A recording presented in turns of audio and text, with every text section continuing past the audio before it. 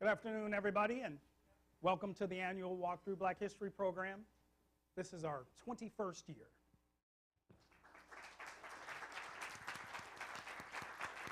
Yeah. These programs are put on by First Baptist Church, and a lot of our participants are from this church, but we have a lot from around the community. So over the past 5-6 years, we've noticed it's become more of a community-wide effort, and it's built a lot of connections that you can read about in some of those stories and what we see. The churches engaging with each other a little bit better, local organizations supporting, and you name it, donations that are coming in to ensure that we continue to do this. That's why people are donating. So thank you for those donations, and we plan to continue doing that. So here's what we get from these stories. These stories give us a unique and important opportunity to learn about American history in a fun way, right? Great. So tonight we highlight the life of Frederick Douglass. Peggy Jackson has been developing the historical facts as well as directing the plays and a lot of other things that go along with that. So we thank you, Peggy, right? Yeah. So some important things to talk about. We have 3 exits behind you. So an exit out to Judson Street, an exit to the parking lot, and an exit out to the lawn on this side. We have an exit behind the stage, which also has access from down below. So just needed to know that information. So in terms of preparing, if you've got one of these, just get your hand on it. Click the silent button on it. All right, if you've got one, just touch it. Make sure it's on silent or vibrate or something like that. All right, good to go? All right, so first we'll start off. I'd like to introduce Christina Baker, also known as Chosen.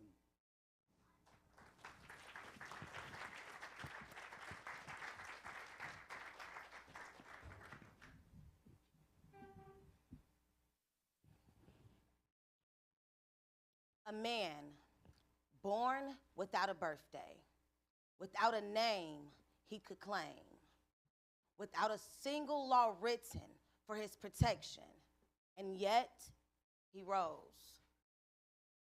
Frederick Douglass carved freedom out of a world built to deny it.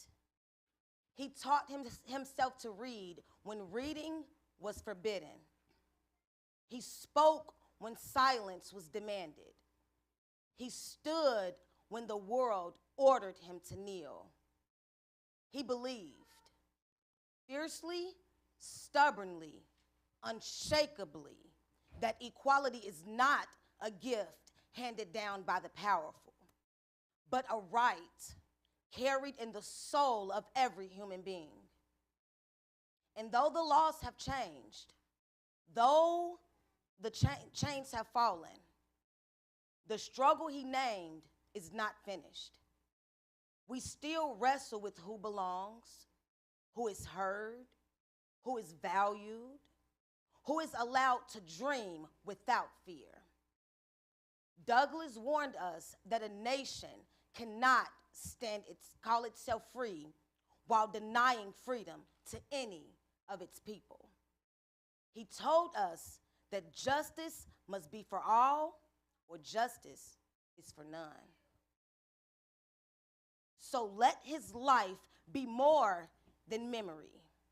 Let it be mirror. Let it be a summons. For the same wind that filled his sails still blows across our community. The same questions he asked still echo in our streets, our classrooms, our hearts.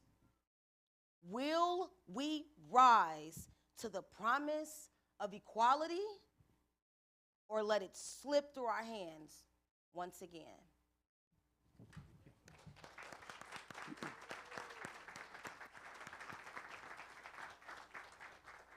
So in tonight's story, there's some language that'll be used that was unique to that time era. We don't promote using that language in today's culture, right?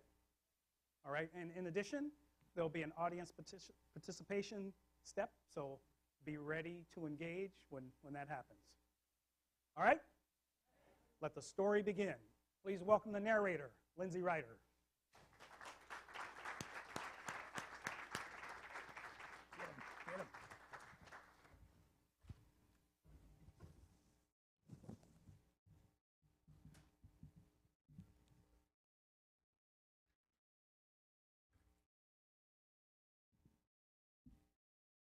Frederick Douglass was born a slave by the name of Frederick Augustus Washington Bailey in Talbot County, Maryland, sometime in February of 1818.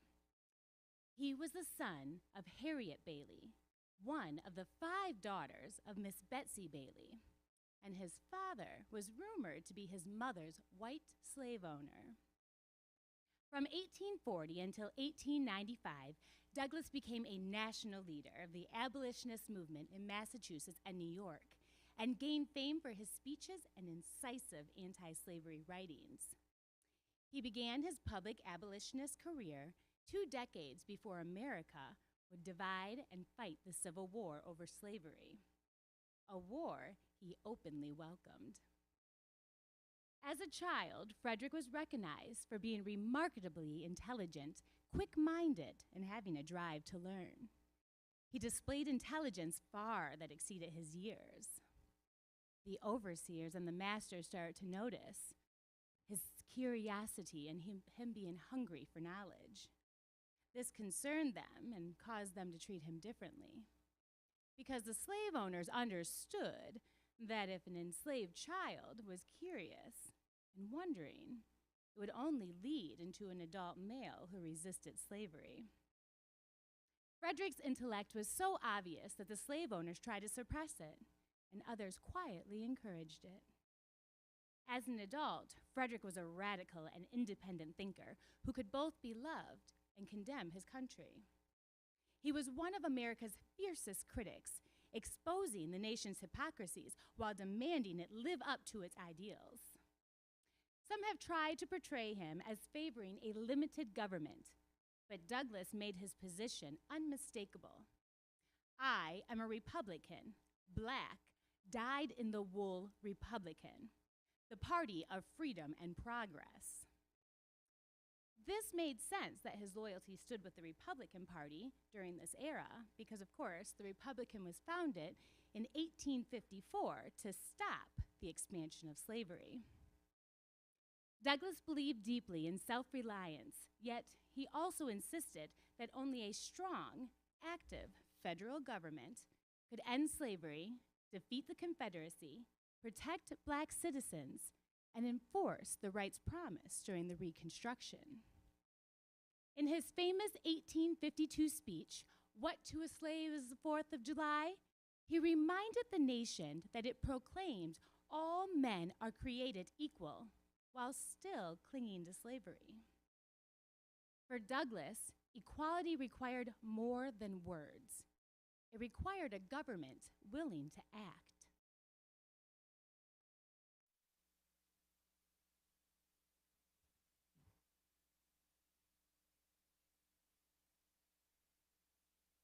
I was born into slavery without a birth date to call my own. Slave children did not count years. We measured life by seasons, springtime, harvest, winter. To ask about age was forbidden. Seen as disrespectful, later I chose February 14th, Valentine's Day, because my mother, Harriet Bailey, once called me her little Valentine. She was extraordinary, the only slave in our area who could read and write. I never knew my father.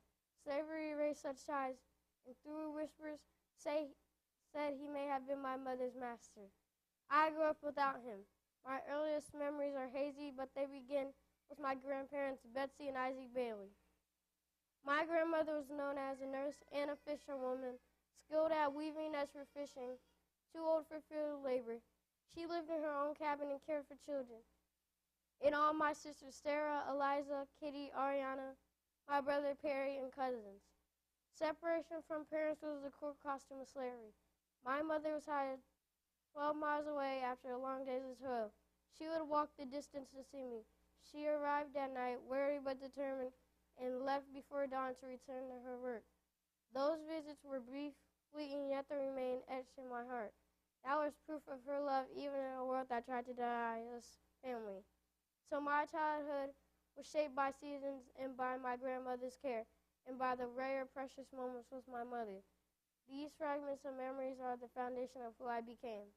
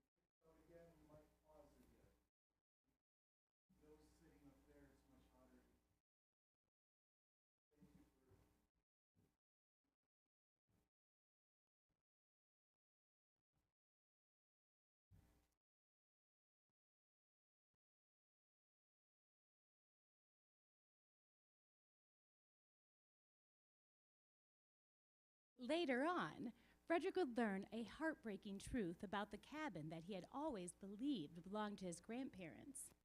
The home that he thought was theirs, his safe place, his whole world. It didn't belong to his grandparents at all. It belonged to someone who he had never seen, someone who lived far away, a man only spoken of in whispers. Frederick discovered that not only the cabin and the land around it, but every child in his grandmother's care, including himself, belonged to this distant figure that he only knew as Old Master. This was Colonel Edward Lloyd, one of the richest slave owners in Maryland. This was the moment when first the clouds and the shadows began to fall on Frederick's childhood path. He soon learned that the Old Master, whose name was always spoken with fear and trembling, allowed the small children to stay with his grandmother for only a short time. As soon as they were old enough, they were taken away and sent to the Lloyd plantation to begin their lives in slavery. This was very disturbing for Frederick because his grandmother was his whole world. Frederick was naturally curious, eager to understand everything about the plantation and the people and this mysterious Old Master. But the more he learned, the more frightened the truth became. Every new piece of information pointed to the same painful reality. He would soon be separated from the only family that he knew. He must have wished that he could remain small forever, safe in his grandmother's arms, untouched by the harsh realities of slavery. But now, the realization began to set in, and his life, as he once knew it, would no longer be the same.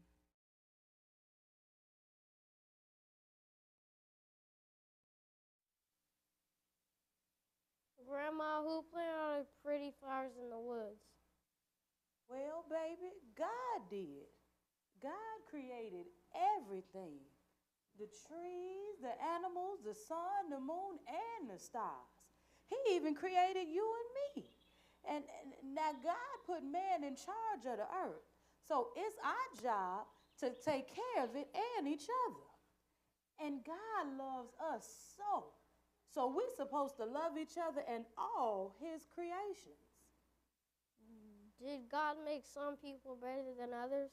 Well, no, baby, I wouldn't say better. He made us all in his image, the rich and the poor. So really, we all have this in common. Now the Bible tells us, for God so loved the world that he gave his only begotten Son, that whosoever believe in him shall not perish but have everlasting life. So we should treat people good even when they mistreat us? Oh, yes, baby. Even when they mistreat us and wrong us, we still got to treat them right. And God tells us to show love by turning the other cheek and show kindness so that others see God's love in us. And now the folks that do wrong, God will get them on his own time. Can God see one? All right now, come on now. We got to get going. Grandma, why are we coming here?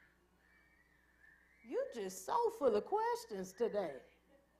Now we're going here so you can meet your kinfolk. Now I got some family I want you to meet. You don't know them yet, but these your kinfolk. Now you go ahead and play with them. Go ahead. Come on, baby. Come on. You can go meet them. Go play with them. Come on, baby. Grandma held on to little Frederick's hand, and they looked at each other for a moment. She began to point out to him that his brother and sister, Perry and Sarah, were among the children. Now, he had never seen them before as far as he could recall, and he had no true understanding of what they were to him. Brothers and sisters they were by blood, but slavery made them strangers. Suddenly, Perry and Sarah see Grandma approaching, and they run to her to say hello. They ask Frederick if they'd like to join, and Frederick agrees with him. Hesitant, he goes with the children to play, keeping a watchful eye on his grandmother. But as soon as he turns his head, Grandma quietly walks away. Frederick joins the circle, and the children laugh and play. And then all of a sudden, Frederick began to feel sad. He gets up and stands against the wall with his back and waits for his grandmother. All of a sudden, one of the children who had been in the kitchen ran up to him. Fred, Grandma's gone. Frederick dashes to the kitchen to look for his grandmother, but when he gets there, she was nowhere to be found. With tears in his eyes, Frederick returns to the group of children. Don't cry, Fred. Here, I'll give you a peach and here's a pear. I don't want it. I want my grandma. Shh, you don't want to get in trouble. If you be quiet, I'll give you licorice. Please, be quiet. Shh, shh, please, be quiet.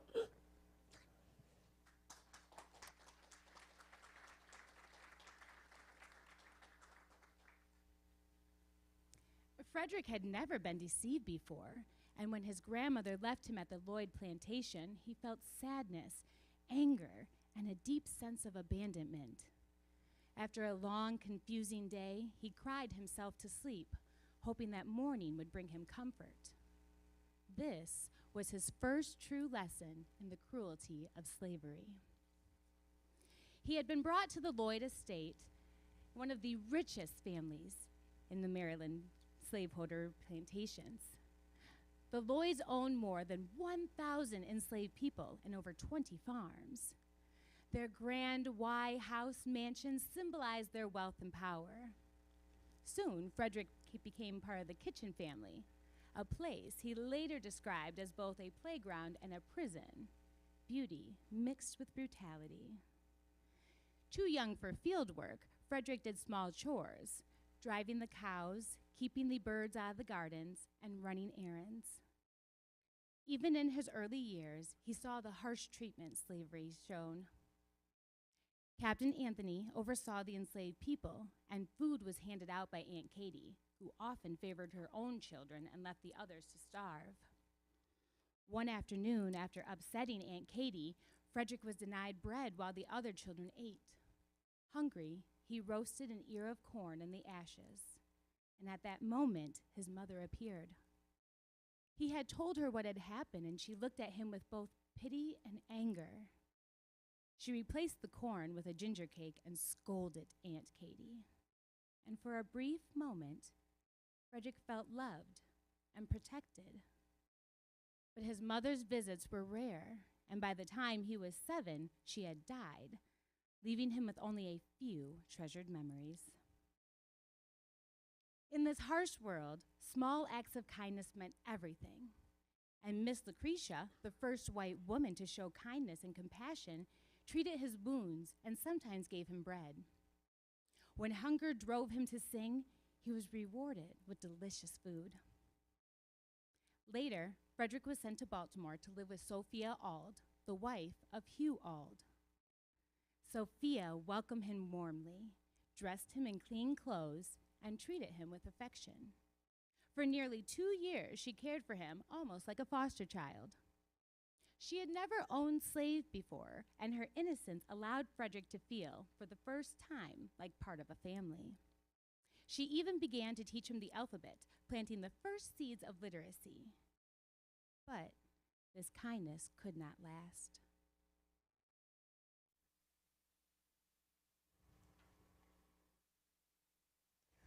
All right, Fred, read that line for me.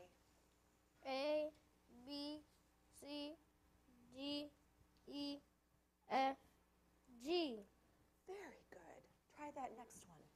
H, I, J, K. What in God's name do you think you're doing? Teaching a nigger to read is unlawful. It would ruin the very best of them in this world. There will be no keeping him. If you give him an inch, he will take an L. It would forever unfit him for the duties of a slave. Honey, No, it is nothing more that needs saying. Fred, you was brought here to take care of Thomas. When you are bigger, you will learn a trade so that you're more useful. Reading will do you no good, and probably a great deal of harm. You would forever be disconsolate and very unhappy. Before long, you would want to learn how to write. Ain't no need for you to be reading, boy. No need at all. I promise I won't let him read any more books. He should know nothing but the will of his master and learn to obey it. Learning will do him no good. Do not make me have to repeat myself on this subject. As I have said, there is nothing else to say.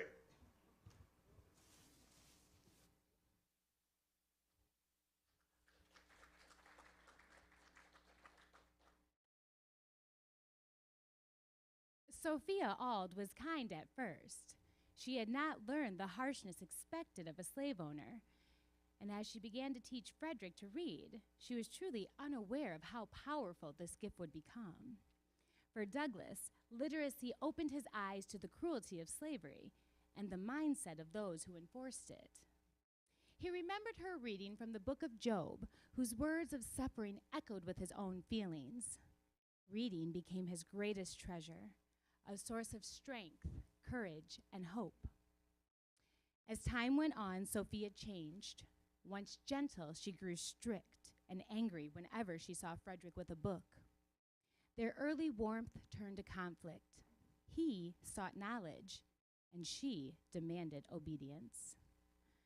Denied lessons at home, Frederick found teachers among the poor white boys in the streets, trading bread for spelling lessons.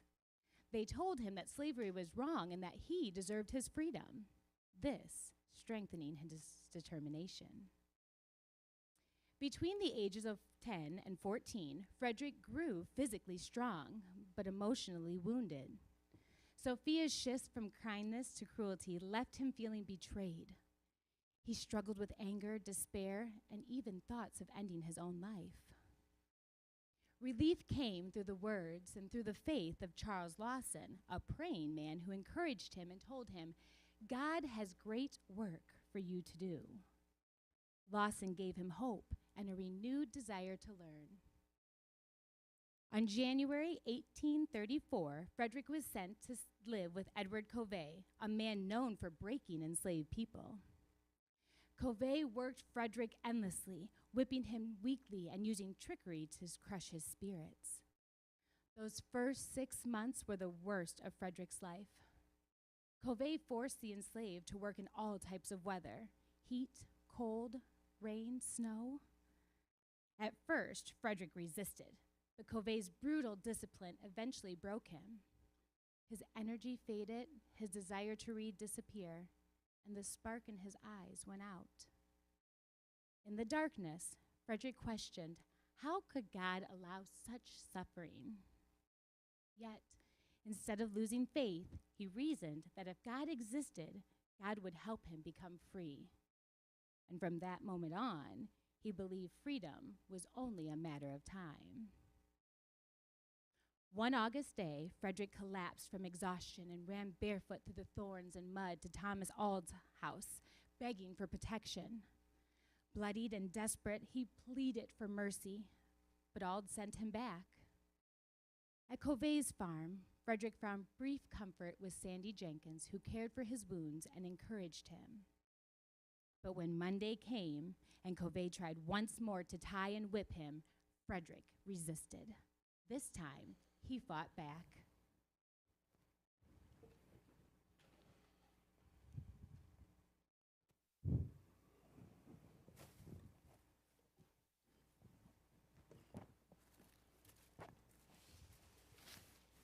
You scoundrel, running away like that? Come here! Ah! Don't just stand there, boys. Bill, Hughes, grab a hold of Frederick. Hold him down. What do you want me to do? Hold Frederick down. Do as I say. I came here to work, not for you to whip Frederick in front of me. I said hold him down. This is your work. Don't push me. I'm not involved. I ain't gonna touch you, Frederick.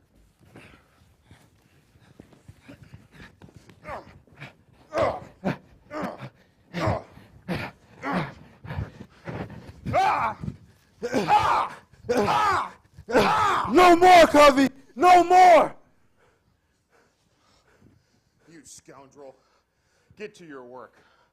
I would not have whipped you half as hard if you had not resisted. That's it, Covey! No more!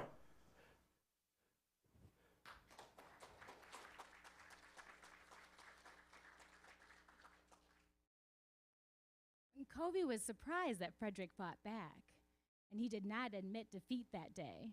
He, of course, had his own reputation to uphold, but he would never lay a hand on Frederick again. That fight marked a turning point. Though still enslaved, Frederick had reclaimed his dignity. He had proven to himself that he would never again be broken in mind, body, or spirit.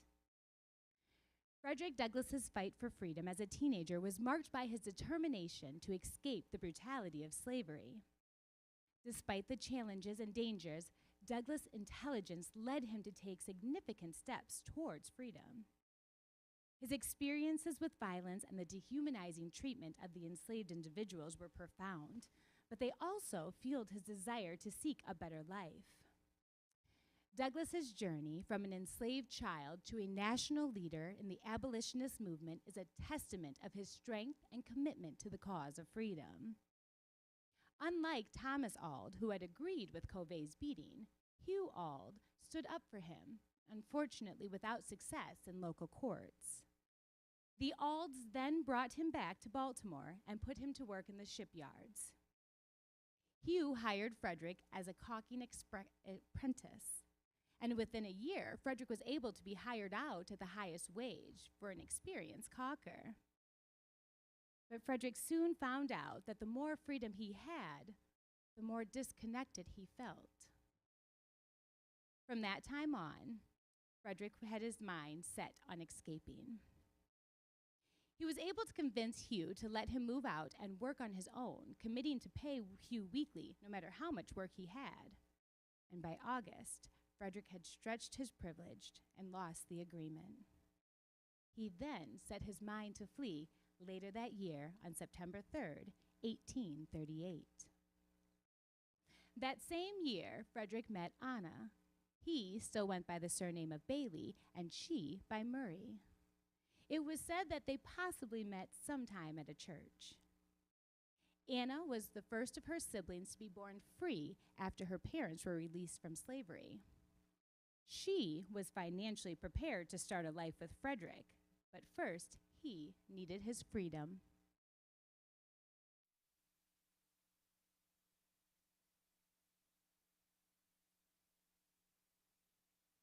Anna, I cannot marry you as a slave. If we marry now, then the law won't recognize our marriage any more than it would two enslaved partners. And even if I get permission from my master, we still face the same threat of family disruption that any other slave family would. I know you are right. I would have to continue to work once we were married. But you could ask Mr. All for a part of your wages. He may never allow us to live in the house together if I remain in domestic. Or he could insist that you live in the house without me. Or he could hire you back out elsewhere, calling you back to St. Michael's. You know he did it before in the past. He could surely do it again. Now that he revoked my privilege of living on my own, I can't stand it. I can't take it anymore. It's nearly impossible for us to be together. We must come up with a way to go north. Only then we have a chance to possibly thrive and protect the integrity of us having a family. I tell you, it's now or never. September 3rd shall be the day I escape. I now have 3 weeks which to prepare for my journey. Well, then we best work on you becoming a free man. With your skills as a caulker and my skills as a cleaner, I know we'll be fine. Sure, my knowledge of ships and sailor talk should come in handy to help assist with the escape. By me working on ships, I know ships from stem to stern and from Kilson to cross trees. And I can talk sailor like an old salt. I spoke to a gentleman about getting some identification papers. If I can get those papers, then I can become a free man. If we resemble one another, I can pass for him. All I need now is a uniform. I can help with that. I can take a regular shirt and make it look like one of those shirts the sailors are wearing. Just leave it to me, and I'll sew you a sailor suit that'll be perfect for your disguise. Anna, you have to be careful. If your employers, the Wells, suspect you of helping with an escape plan, they can make preparations difficult for you and cause troubles.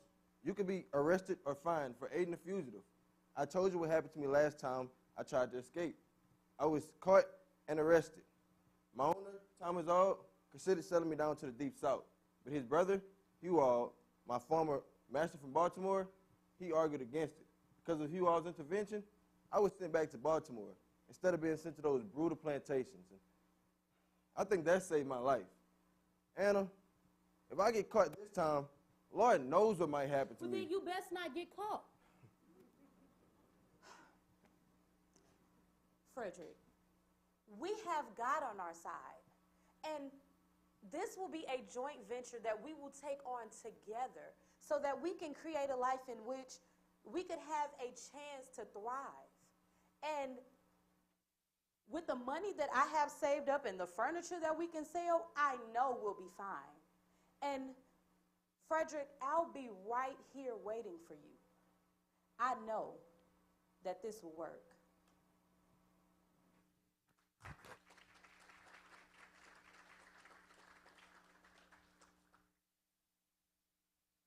On September 3rd, 1838, Frederick Douglass set out on the most daring journey of his life. He met Anna near the Wilmington and Baltimore train station. With tears in their eyes and embraces, she sent her sailor boy off, pacing nervously near the waiting train. She returned to work with fear and hope, uncertain if she would ever see him free again. In less than 24 hours, by train, steamboat, and ferry, Douglass crossed Delaware into Pennsylvania and reached New York City as a free man. A lifetime's dream has been realized. He wrote to Anna, and soon she joined him.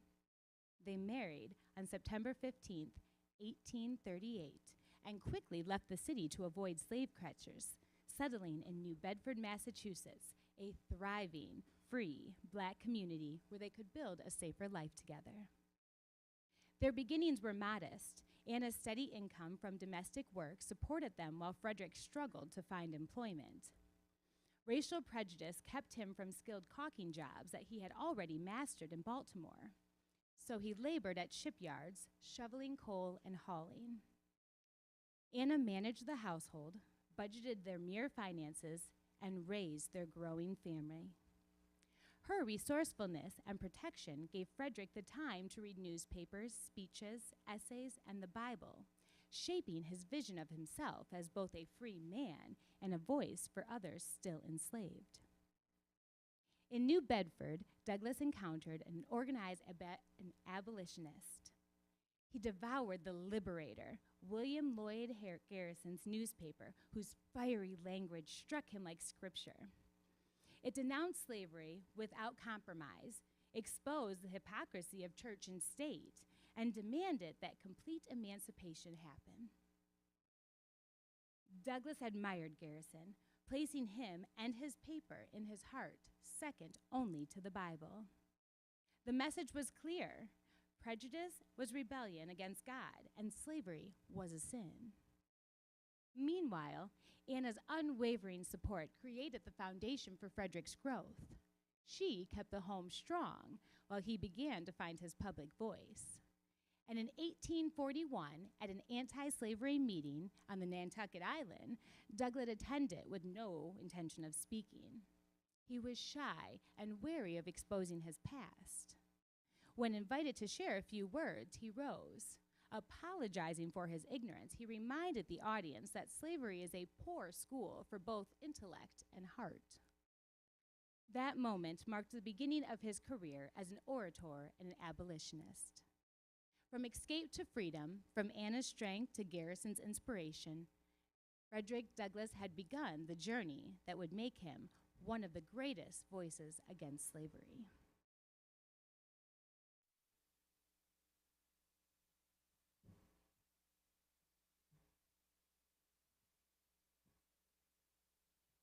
If I may be so bold, I would like to introduce Mr. Frederick Douglass, whom I heard speak at a little schoolhouse on 2nd Street.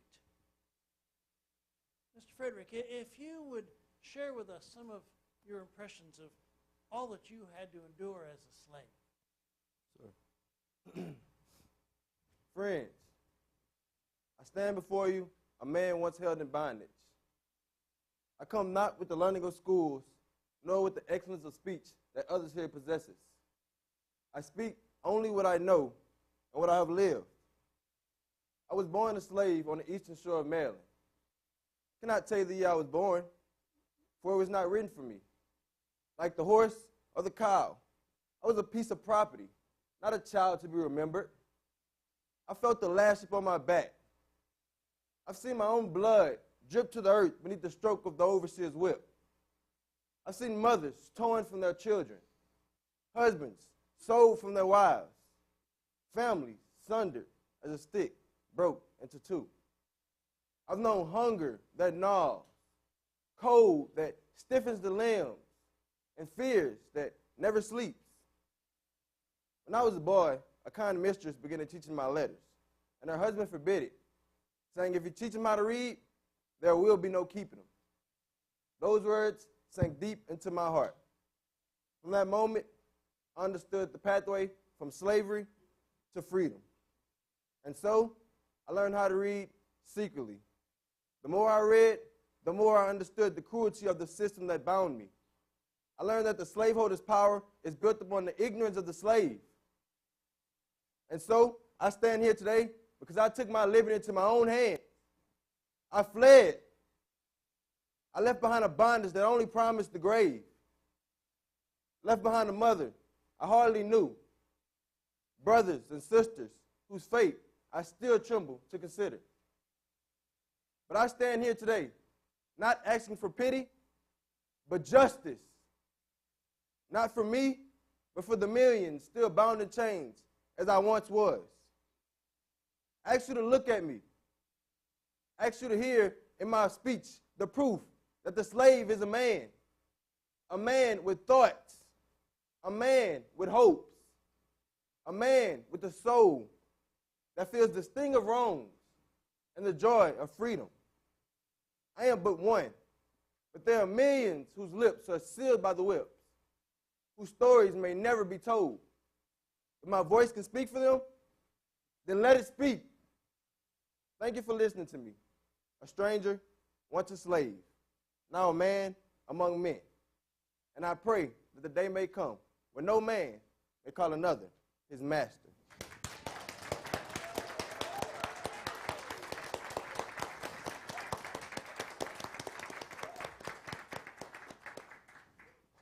Patrick Henry, famed for his revolutionary cries of liberty, never delivered a speech as eloquent as the one we have just heard from the lips of this hunted fugitive. I believed it then, and I believe it still. But the danger surrounding this self-emancipated young man is real, even in Massachusetts, on the very soil of the Pilgrims. At any moment, Frederick could be seized and dragged back into slavery. Law or no law, constitution or no constitution. Will you support and protect him as a brother, a man, a fellow resident of the old Bay State? Yes! As we are all agreed, let us pledge an invincible determination. May we stay true to our words. May we never betray Mr. Frederick Douglass, but stay true to our commitments. God bless. You are dismissed.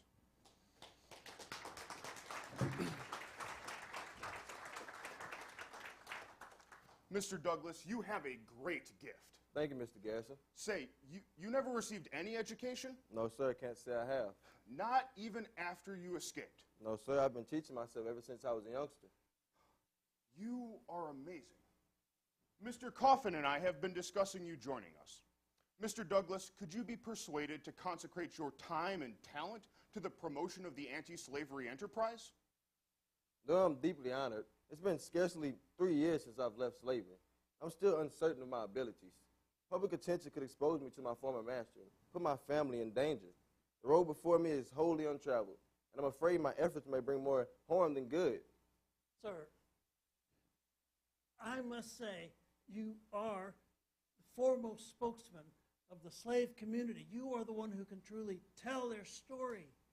To say that you are unqualified is utter nonsense. You speak with great conviction and authority.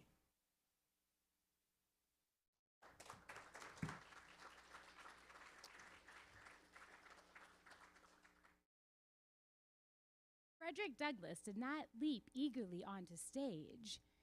He was an escaped slave, and he knew that public speaking could cause danger, recognition, capture, and return to bondage.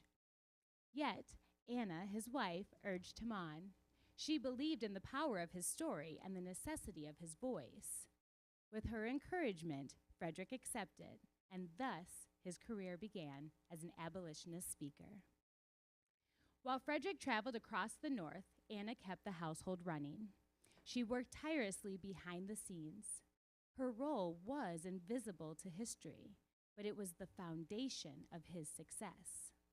Without Anna's strength, Frederick could not have endured the relentless travel and demands of leadership. On his journeys, Douglass stood by Elizabeth Cady Stanton and Susan B. Anthony, uniting the fight against slavery and women's rights. Together, they declared that liberty must be universal, or it was no liberty at all. By 1845, Frederick Douglass's fame had grown so rapidly that his family's safety was at risk. Later that year, he published the narrative of his life. Frederick Douglass, a powerful account of bondage and escape that electrified readers but exposed him to capture, because he did name his former enslavers who were actively pursuing him through professional slave catchers. Douglass soon fled to Britain, and there supporters rallied around him and eventually raised enough funds to purchase his legal freedom. This allowed him to return to the United States and continue his fight against slavery. 3 years later, Douglass would publicly confront his former owner, Thomas Auld, in an open letter condemning his role in the cruel system. "I intend to make use of you as a weapon as to which to assail the system of slavery," he wrote. Yet, he ended the letter with expected grace. I entertain no malice towards you. I am your fellow man, but I am not your slave. Frederick would continue his cause with his allies, among them Julia Griffiths, who later joined the Douglasses and family in Rochester, New York, helping Anna and Frederick secure their home and launch the North Star, a newspaper that became a beacon for the abolition and women's rights movements. The Douglasses' household on Alexander Street became more than a home. It was a station of freedom. Anna welcomed fugitives into their kitchen and their parlor, and the Rochester's Ladies Anti-Slavery Society recorded reimbursements for their aid. Liberty was not only spoken here, it was lived. With the support of Julius Griffiths and Abby Kelly Foster, Frederick and Anna overcame debt and secured their home. The North Star newspaper rose in 1847, carrying words across the nation against slavery, for women's rights, for justice, and dignity. His circle of allies widened, his speeches reached halls of power, and his influence grew across continents. Yet, through it all, Anna remained a quiet force behind the scenes. She bore the weight of the household, the care of the children, and the constant stream of fugitives who found refuge under their roof. Her labor was invisible, but not indispensable. Thus, Frederick Douglass's voice grew louder, his allies wider, and his home itself a fortress of liberty, a place where words and deeds joined in the struggle for freedom. From hesitant beginnings, he became the orator whose words shook the conscience of a nation and whose household stood as a living testament to defiance and hope.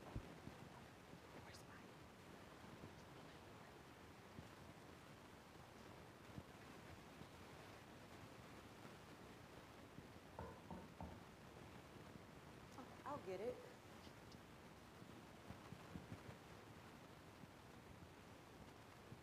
Oh, Harriet, come quick. Let's get you warmed up. Now, don't worry. This house will shelter you as it has done so many others in the past. You are safe here. Thank you both. You are so kind for letting me into your house. It is so nice having my first these bones. Your courage strengthens us all. Rest now. Tomorrow we plan the road ahead. You both are angels in disguise. Really. You kindly and loving love me. We truly thank you for those kind words. Now, I know you must be hungry after that long journey. Come on in and let me prepare you something to eat.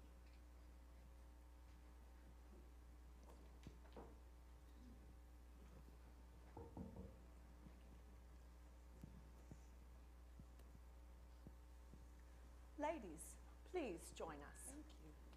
This is Julia, a dear friend from England. She has come to help us clear up the newspaper finances. She is still with us in that cause. Tonight, she stands with you. Ms. Tubman, it's an honor to meet you. I've heard much about your work, and I must tell you, your name is spoken even across the ocean. Even in England, they know of your courage and devotion.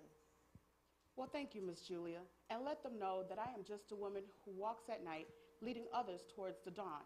And if my footsteps should echo across the seas, it's because freedom's cry cannot and will not be silenced. And may that cry continue to ring until no chains remain. Thank you. Ms. Jacobs, your voices reach far as well. Your writings, your testimony, they remind the world that the stories of women suffering under slavery must be heard. Your words have been heard far.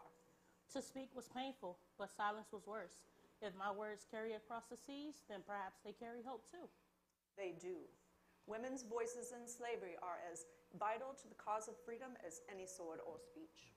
Come on in. Thank you. Our doors are always open here.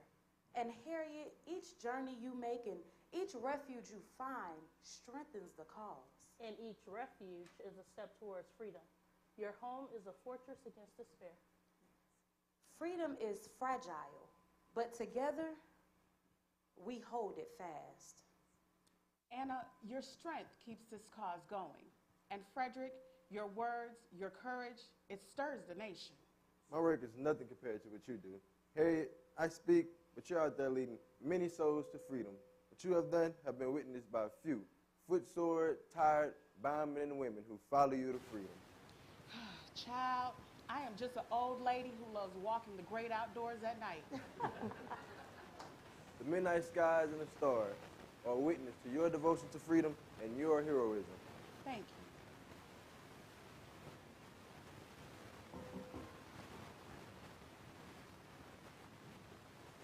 Hello, gentlemen.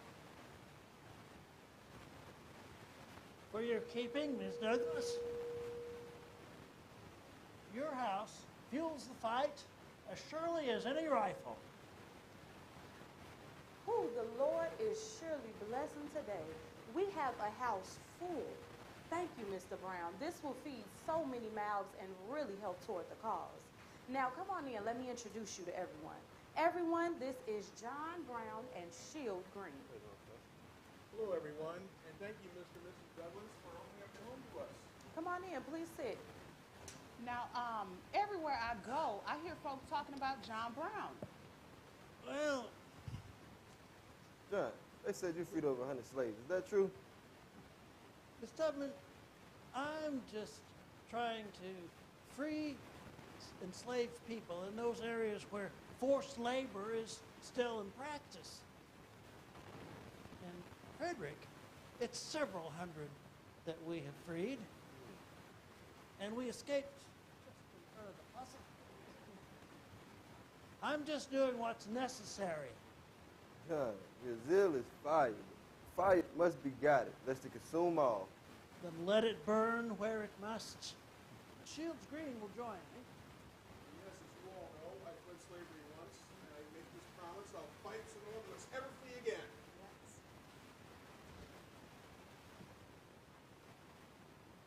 Each soul who enters this home carries the weight of freedom.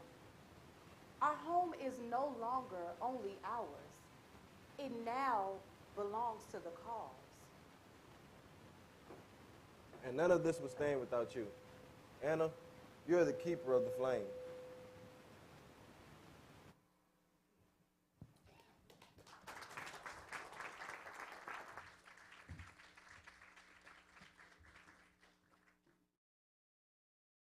In 1851, Douglass began to distance himself from William Lloyd Garrison's philosophy of non-political abolition. William Lloyd Garrison believed that slavery should end immediately, maintaining that the Constitution was inherently flawed document and a covenant with death, because it still permitted slavery and corrupted the founding. Garrison's abolitionist newspaper, The Liberator, was first published in 1831. Garrison's passionate writing style deemed its readers' attentions and helped push the issue of slavery into the spotlight. Frederick Douglass speaks to a gathering of abolitionists in upstate New York. Born enslaved on a Maryland plantation, Frederick experienced the evils of slavery firsthand.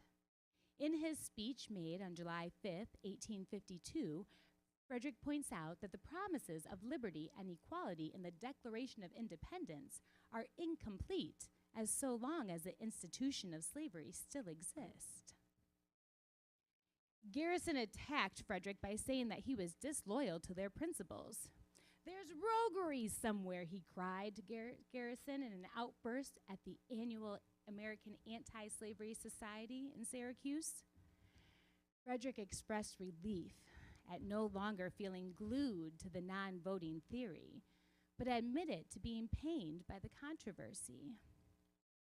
The war will be waged, he predicted, not against opinions, but motives. He needed money badly and appealed to Smith constantly. "I feel anxious," Frederick told Smith. But Frederick was determined, this time, to set an example of the ability to take care of himself. Once allies, they stood divided. Garrison's voice thundered for purity, and Douglass's voice demanded practicality. Between them lay the question that still haunts every struggle for justice. Shall we cling to the principle, or shall we bend toward power? In this meeting of the minds, the air is charged with conviction and responsibility. Two men bound by the same cause, yet torn by the path to freedom.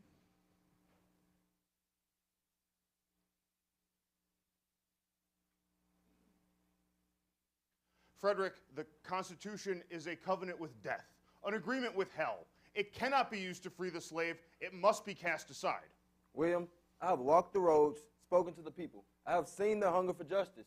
The Constitution, flawed though it is, can be used against the slaveholder. It can be a weapon of liberty. You risk compromise. You risk betraying the purity of our cause. No, I risk finding a path to freedom. I cannot bind myself to one doctrine, nor silence my own judgment. My voice must be my own. Frederick, your independence is pride. Pride that blinds you. Without unity, our movement falters. Without principle, it collapses. Principle without action is a hollow cry. I will publish my own words in my own papers. The North Star shall rise, and it will guide our people, black and white, man and woman, towards justice. You choose to walk apart from me then? No, I choose to walk the road that the truth demands. William, our path is the same, but our cause must now diverge. You were my brother in this fight. Do not mistake me. I will not yield. I will burn the Constitution in effigy before I ever bow to its false promises. And I will wield it as a sword until his words cut slavery down.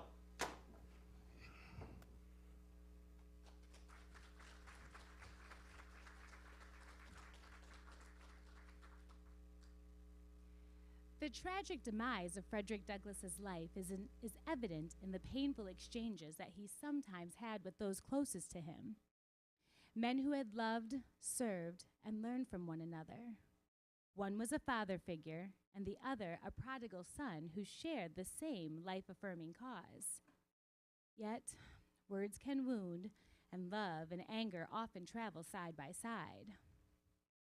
Douglass learned through his hardships that oppression, loss, and fury had to be mastered and transformed through knowledge if a formerly enslaved man with an extraordinary mind would survive in the United States.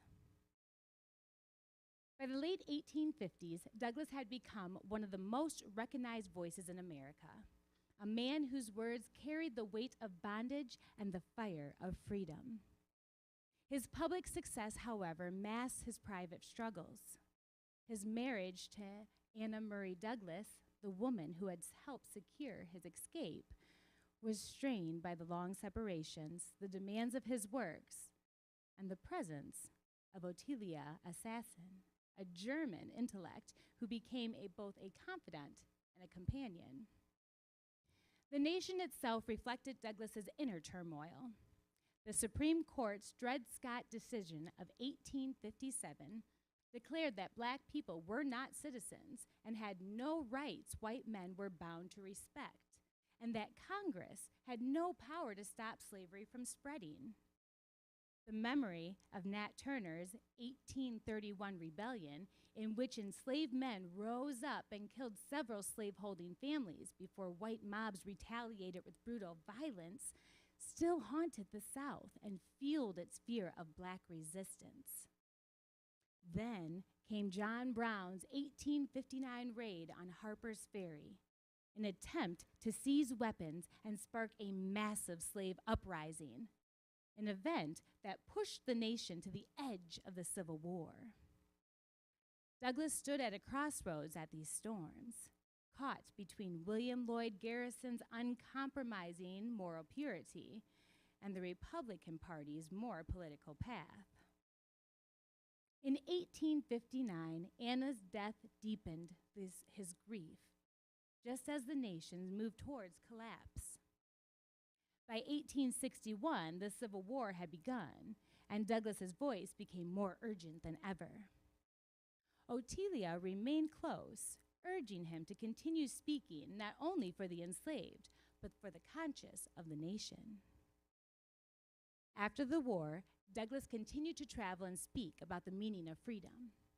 In 1866, he journeyed to Dubuque, Iowa, a community still raw from the Civil War and divided in its loyalties. His message challenged the lingering injustice of slavery. Some residents welcomed him, others opposed him.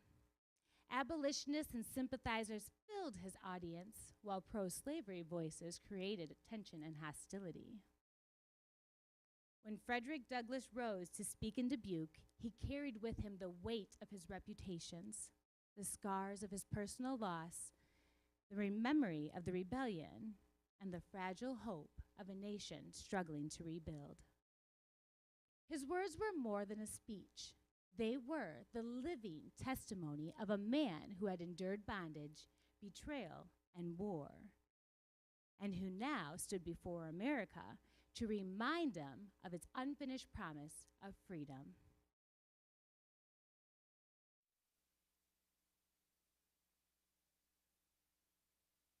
Friends, the war is over, but the work of freedom is yet to be complete.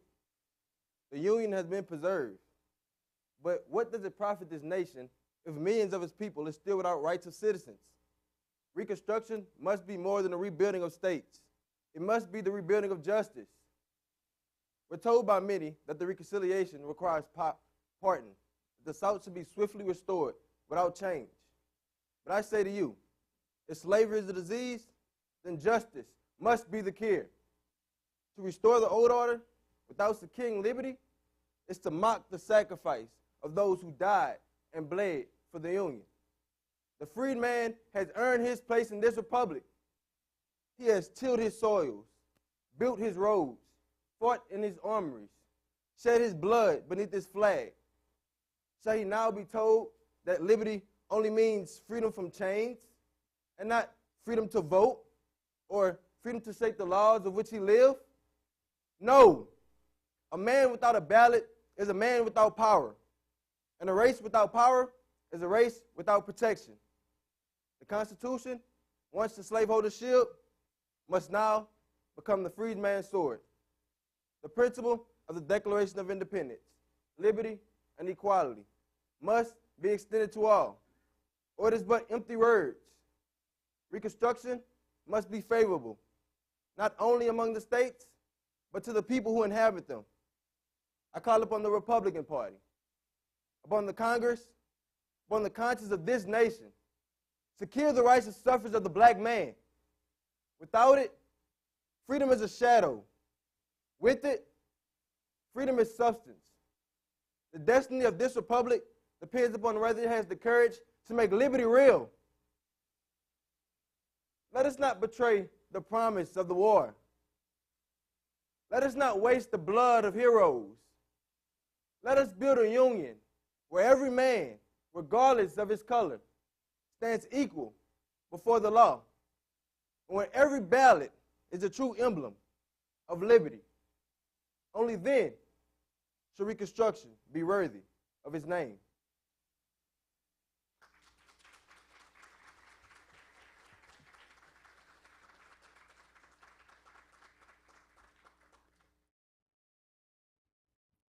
Frederick Douglass spoke right here in Dubuque, Iowa, 3 times, and once in nearby New Manchester in 1867. At the time, newspapers commonly used racist language when referring to black people, so many readers were surprised when the Dubuque Daily Herald described Douglass during his first visit as not such a bad fellow. Seeing him in person challenged long-held prejudices and forced some to reconsider their assumptions about the black intelligence and humanity. Douglass's next Dubuque lecture was scheduled for April 20th, 1867 at the Atheum on 4th and Main, but because a performance of Uncle Tom's Cabin was booked the same night, his event was moved to Julian Hall. He was introduced by former U.S. Congressman William Vanderveer.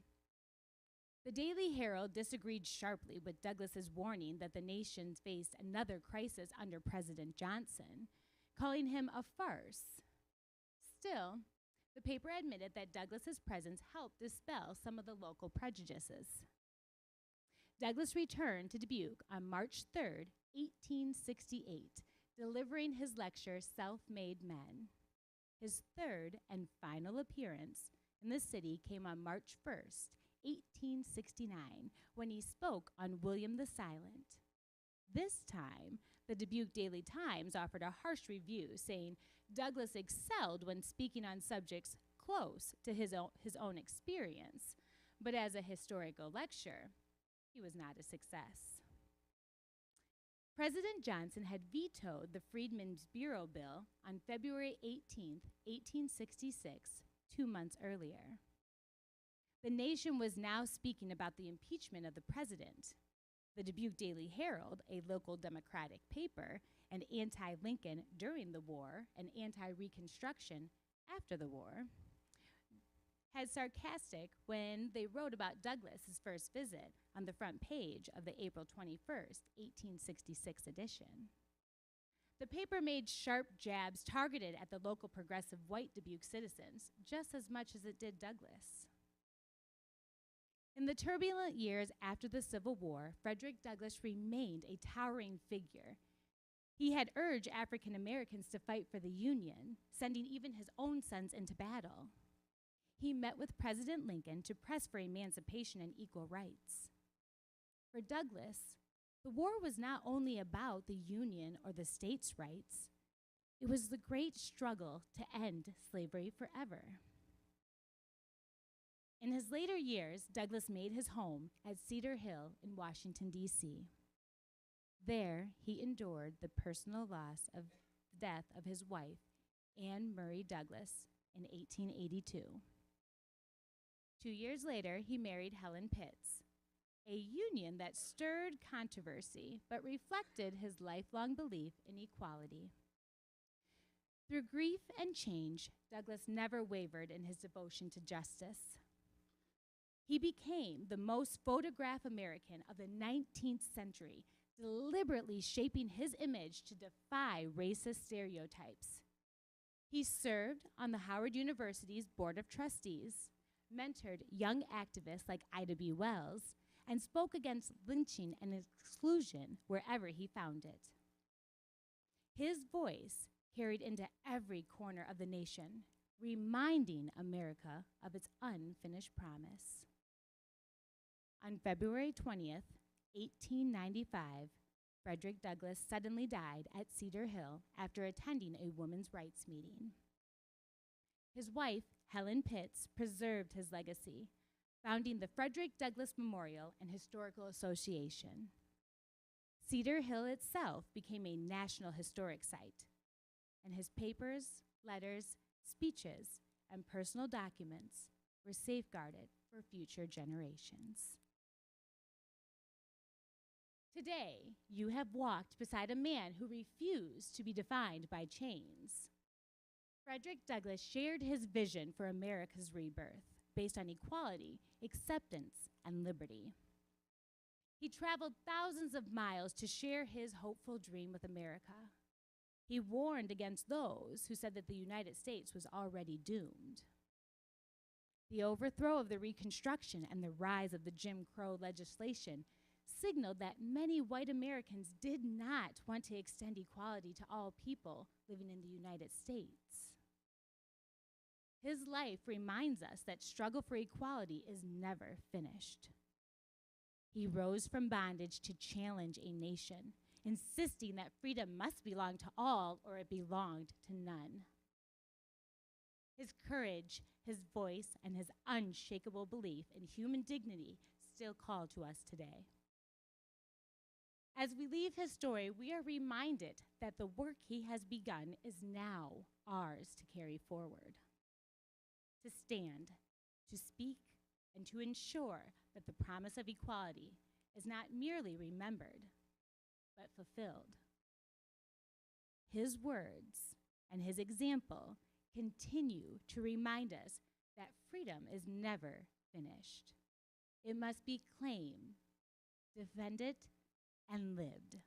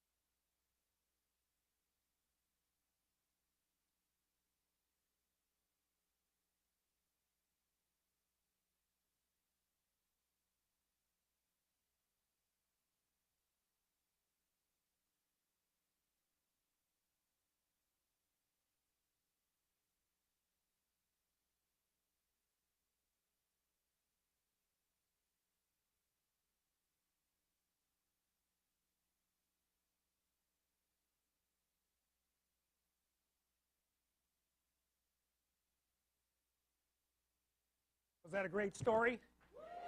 All right. So at this point, I'd like to call up the Assistant Director, Christine Quintana, and Peggy Jackson, the Director. Yeah. Yeah. Yeah, all right. Take that one. There is a tremendous amount of work that goes into planning programs like this, and I'll try not to forget anyone. But the director and the assistant director, they are working with all these talented people behind you. They put a lot of hours in trying to build a story that just helps us know a little bit more about who we are as a people, right? Right. So thank you, Peggy. Thank you, Christine. Yeah. Yeah. Now, let me submit. There are two people back there, Chris Jackson, Hector Quintana, that are doing the technology, preparing slides, getting the slides ready. Now, maybe if you don't understand having 8 people on a stage, all with microphones, and trying to control that is a big deal, right? That doesn't happen everywhere. So how about a round of applause for Hector and Chris?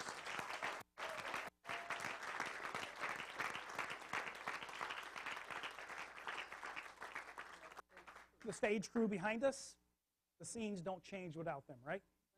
There's a lot of work, so thank you, stage crew. I don't think they're back there. Yeah. There's food downstairs, so we want you to hang out, stay with us, have a meal with us. You can even talk to the people behind us, talk about whatever you like. But this is how we build community, right? Learning more about who we are as a people and trying to build a better future. Anything you guys like to say before we pray? Got it? All right, let us pray. God, we thank you for this time together where we just try to learn a little bit about who we are as a people. We ask that you continue to give us wisdom. We pray for that wisdom that we can lead our peers and our communities. God, we just thank you for the talent of this actors, the crews. We thank you for this audience and their giving their time to learn and to be part of this as well. God, we ask that you bless the meal, those that prepare the meal until next February. All these things in Jesus' name we pray. Amen? Amen. Amen. Thank you, everyone. Enjoy the meal. Thank you. Here we go.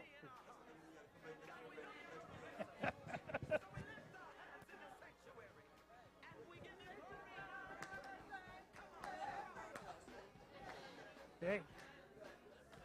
Great choice on Fred. Oh, yeah. Yeah. We need But to hear it. they're all like this. Even last year was just like it. Really? Yeah.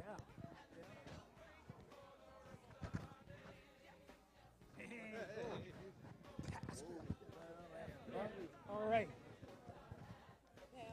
Okay. All right. The cast is coming through. The cast is coming through.